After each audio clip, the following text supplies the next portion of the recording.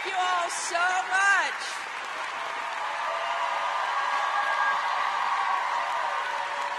Thank you. I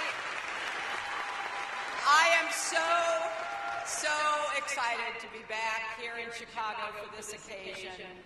Not only because this is the city I was born in and raised in, but because I really owe a lot to libraries and librarians. And any chance I can take to come and say thank you, I am so glad to do.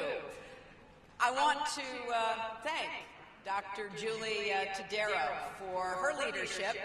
I saw her backstage, and I said the phrase "Madam President" is still one of my favorites.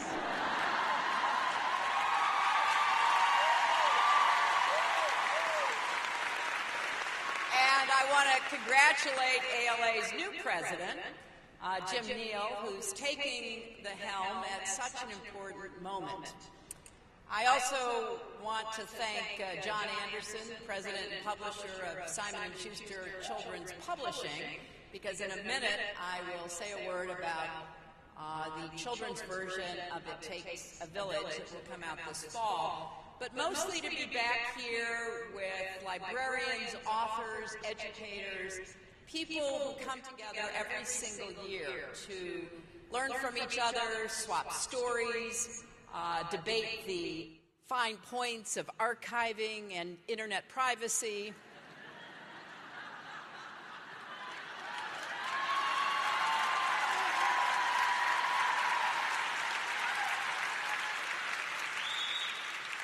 And of course, try out some new apps. And then go home with heavy suitcases bursting with books.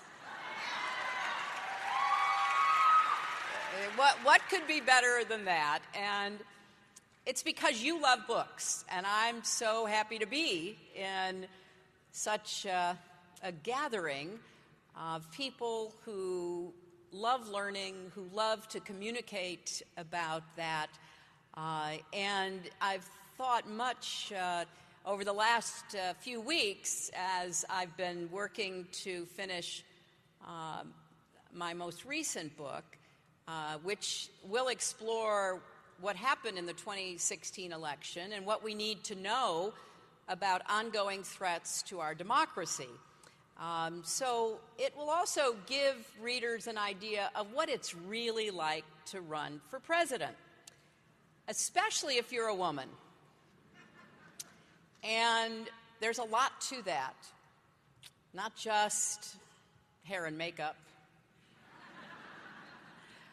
But ultimately, it's about resilience, how to get back up after a loss.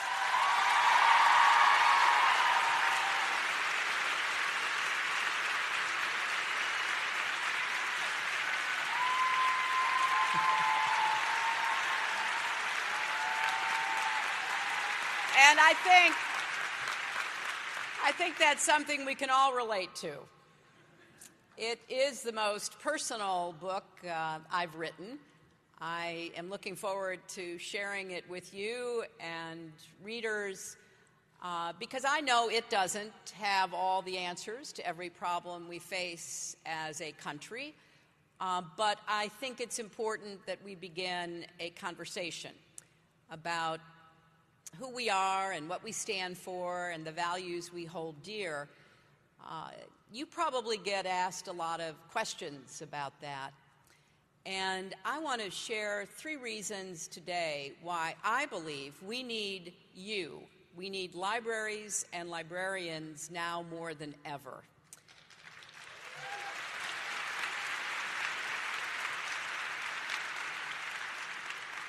First, reading changes lives. Whether it's old-fashioned books or e-readers, wherever it is, I can remember the first time I got a library card. I was so excited. As a little girl, I was always reading something, from Nancy Drew to Little Women to James Michener. And when I got that library card, it felt like I'd been handed a passport to the world. And over the years, my love of reading has seen me through good times and hard times. After this election, one of the things that helped me most, aside from long walks in the woods and the occasional glass of Chardonnay, was once again going back to the familiar experience of losing myself in books. I finished Elena Ferrante's Neapolitan novels. I devoured mysteries by Louise Penny, Donna Leone, Jacqueline Winspear, Charles Todd. I reread old favorites like Henri Nouwen's The Return of the Prodigal Son, the poetry of Maya Angelou and Mary Oliver. I was riveted by the Jersey Brothers and a new book of essays called The View from Flyover Country, which turned out to be especially relevant in the midst of our current healthcare debate. And I've enjoyed making my way through the growing stack of books that people have sent me, often with notes that say things like, "This one helped me, I hope it will help you." Now, 20 years ago, I wrote a book of my own called It Takes a Village, and I did it because I thought we needed a debate about what it is children need to grow and prosper, how we can help create villages that help support parenting and families. I believe more fiercely than ever in that message. You see, I don't think anyone can build a business or heal a community or lift a country or really do anything in life worth doing all by ourselves. I really do believe we are stronger together. Now, that may not have carried the day in this past election, but I think it does stand the test of time. We have to come together in our communities, in our villages, if you will. And we have to set priorities about what's really important, not the passing fancy on reality TV, but what's really important to us as human beings, as Americans.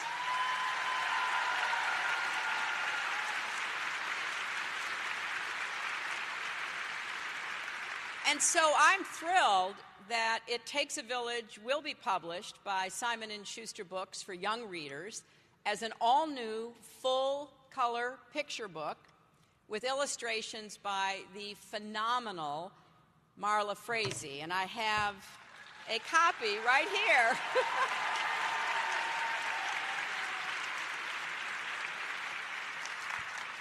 I am obviously excited for you to read it, but I have to confess I'm most looking forward to reading it with my grandchildren, because some of my most treasured memories are of Bill and me reading to Chelsea when she was little, and now we love watching her and her husband Mark read some of those same books to Charlotte and Aiden.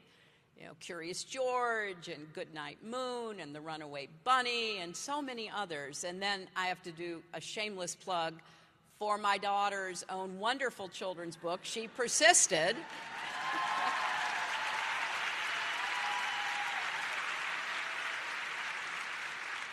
About 13 American women who overcame the odds stacked against them. Now, we know that scientists can literally watch the synapses and neurons firing when parents read, talk, and sing with their children. It helps our youngest learners start to understand words, build vocabularies, develop their brains. But every day, economic pressures on parents often translate to less time reading and talking and singing with the children in their homes. And statistics show that only about 1 in 3 of low-income children are read to on a daily basis in their first 2 years of life. We know what that means. By 4 years of age, children in lower-income families have heard 30 million fewer words than their more affluent counterparts. Think of that. 30 million fewer words. And because they hear fewer words, they often learn fewer words.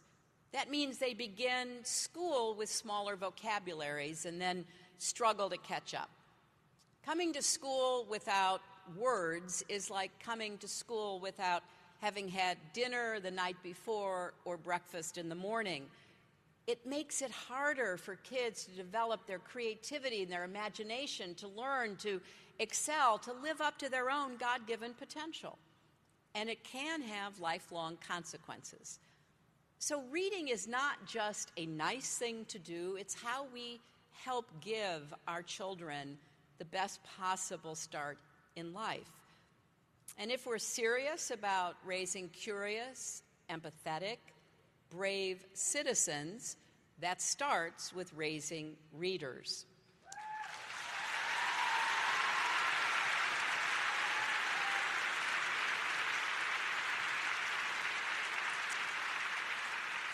You know, books really do help us understand one another, help us consider perspectives we may not have thought about before, shatter stereotypes, spark important conversations about all kinds of issues. And years of data suggest that reading fiction builds empathy. It helps us put ourselves in others' shoes. One study even found that young people who read the Harry Potter books, which first came out 20 years ago this week,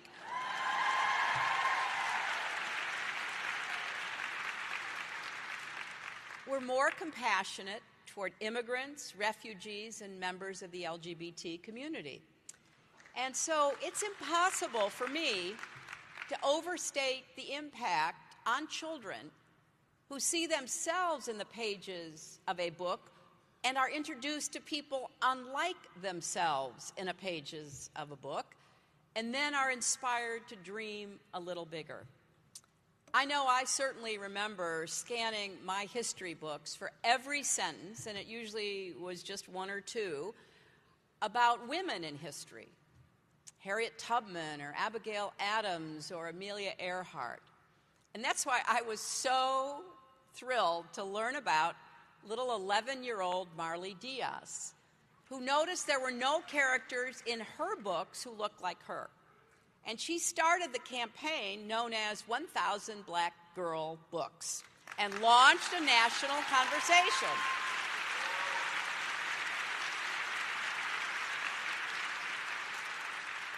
Marley and organizations like We Need Diverse Books are doing crucial work.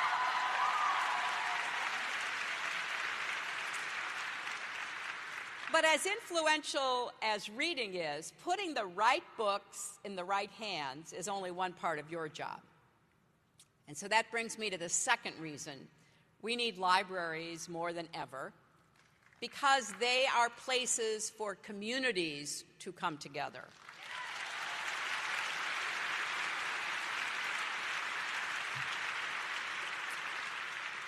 You see this every day.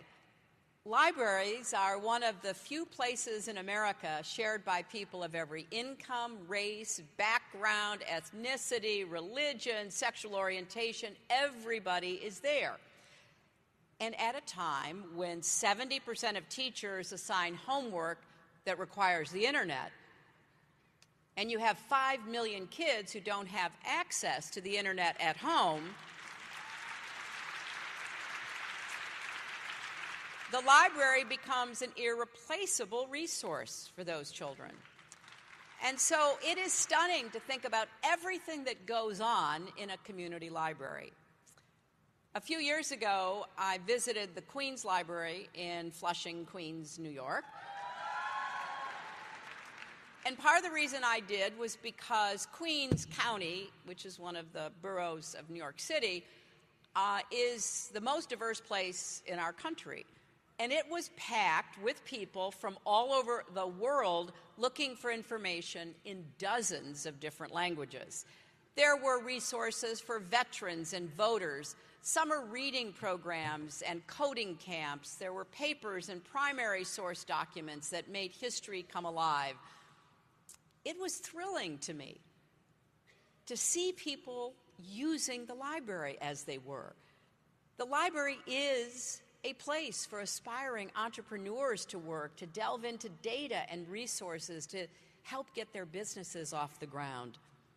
You can drop by so many local libraries for resume writing workshops and job training sessions.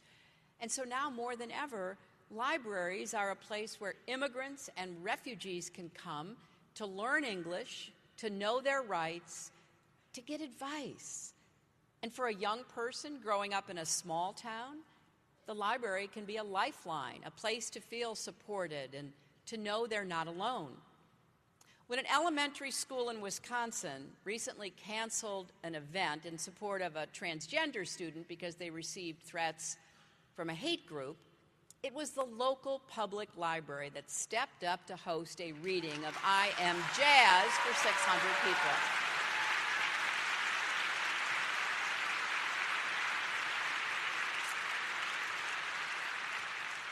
What a powerful message that sent. Because as librarians, you go above and beyond every single day to serve the needs of the people living in your communities. I know that many of you read the story this weekend of a 33-year-old young adult librarian in Philadelphia who became trained to administer naloxone, which is the drug antidote that can help reverse heroin overdoses. So when someone collapses near her library, she's the person they call. She has saved 6 people's lives since April.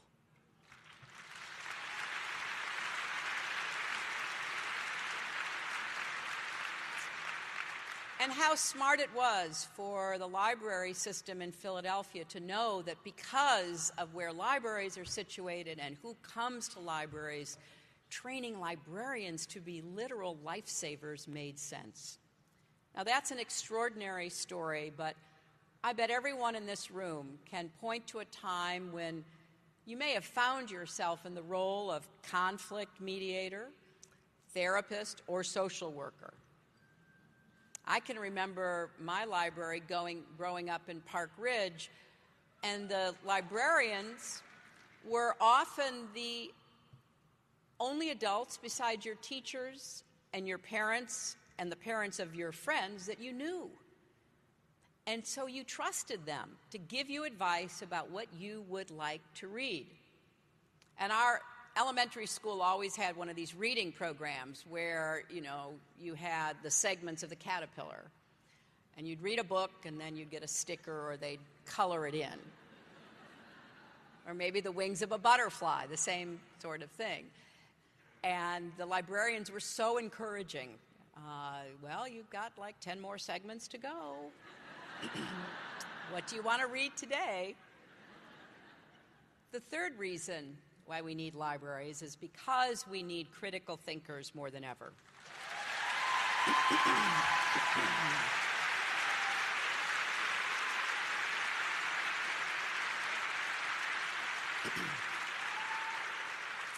Long before fake news and alternative facts were familiar terms, librarians were teaching media literacy.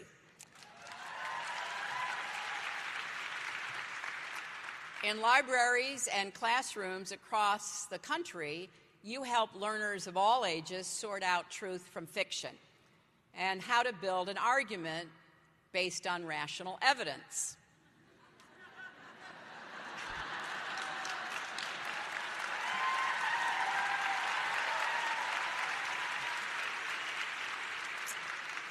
As my predecessor in the Senate from New York, Senator Daniel Patrick Moynihan, used to say, everyone is entitled to his own opinion, but not his own facts.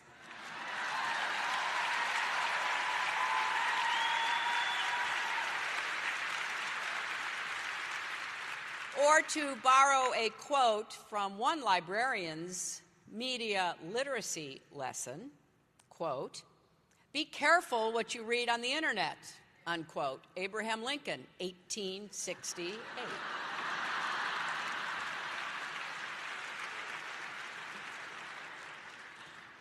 So as librarians, I just want to say what you know. You are guardians of the First Amendment and the freedom to read and to speak.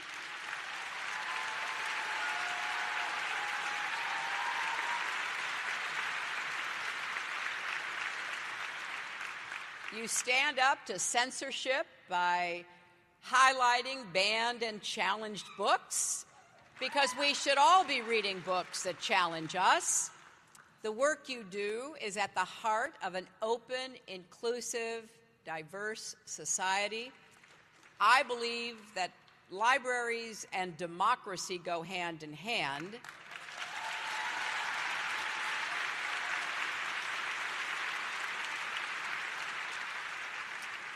That's why it's so hard to believe that in 2017 in America, libraries are actually under attack from our own government. I'm told that even here at this conference, some of you have had to duck out of sessions to call Congress and urge them not to eliminate federal funding for libraries.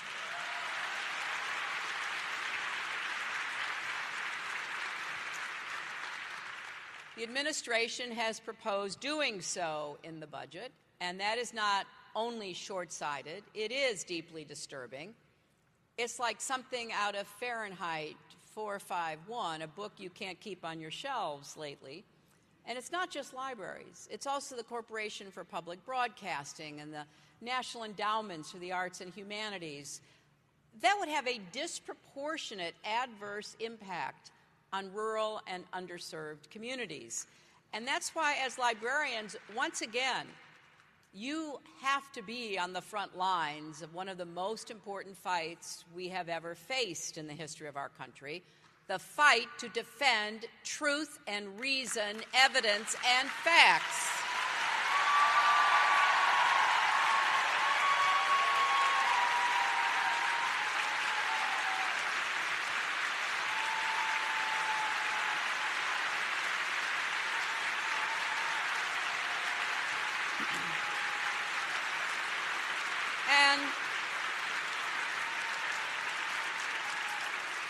And you have to help us wage that fight, one book at a time, one library at a time, one person at a time. I am here today because of great public schools, great educators, the Park Ridge Public Library, the encouragement I received throughout my childhood, not just at home, but in school and at the library, to be exposed to a wealth of great books. In first grade, Miss Taylor read us Winnie the Pooh every single day from September to June. I remember the poems Mrs. King taught us in sixth grade to teach us about nouns and verbs. And later, my youth minister at our Methodist church opened my eyes to the wider world by sharing excerpts from Dostoevsky and Niebuhr and T.S. Eliot. Every one of you could probably tell similar stories, and so could millions of the rest of our countrymen and women. So please, know how important what you do day in and day out is. Sparking someone's love of learning, changing the course of a life, standing up for the freedom to read, to learn. Nothing is more important than that in a free society. So even when it's hard, even when it feels thankless, please know you are making a difference. I think we are facing some very challenging times. And we all have to rise to the occasion. This goes far beyond any kind of political party or partisan feeling. It really does go to who we are as Americans, what we stand for, the values that we've inherited and that we will pass along. So I thank you. I thank you for believing in the work you do. I thank you for standing up against assaults on the right to read, to learn, even that which is unpopular and maybe even unpalatable. Don't give up. You not only are standing on behalf of those with whom you work and those you serve, you're really standing up for tens of millions of others who need your advocacy, your voice, your quiet commitment. I'm with you. I know how important this work is, and I look forward to supporting you in the years to come. Thank you all very much.